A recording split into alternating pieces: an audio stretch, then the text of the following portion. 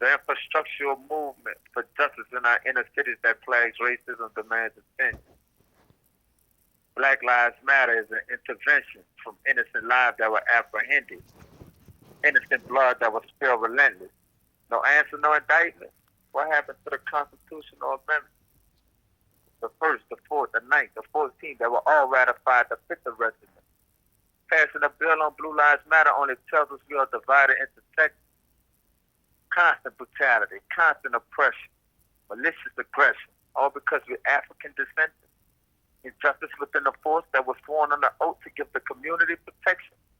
A badge is just a license to kill. Either they escapaded of all charges or they get the lightest of a sentence.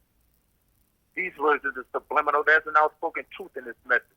I chose insurrection because not many of us make it to speak about our blessings or become targets because our color justifies the reason they feel threatened. Unarmed black men, women, and children degraded and eradicated like some type of exhibition. We witnessed Mike Brown shot down, Philando Castile and Alphonse Sterling murdered without a reason, their children grieving, left with the horrific remembrance of their father's last breathing.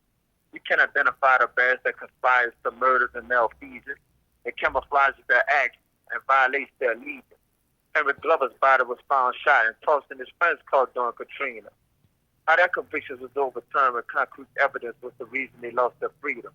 Tamir Rice was only 12 years old before his life was taken away from playing with a toy gun. Andy Lopez was only 13 and he was killed the same way. It is not a coincidence to the events that occurred in Wiley County that day. The place Quincy Davis was arrested. The prison he entered in excellent conditions.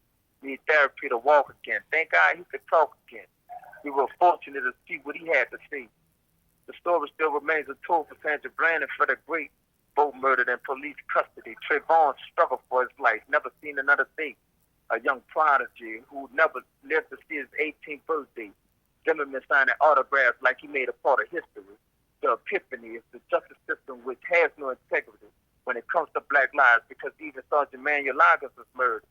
His family still mourns from inequity. Caesar Adams was killed. I was shot, but fortunate and blessed to see. You will never be forgotten. You will live forever in my memory. Fatherless, motherless children, sonless, daughterless parents, indignant to the fact that it's hard being an African American when they're killing us because we're black.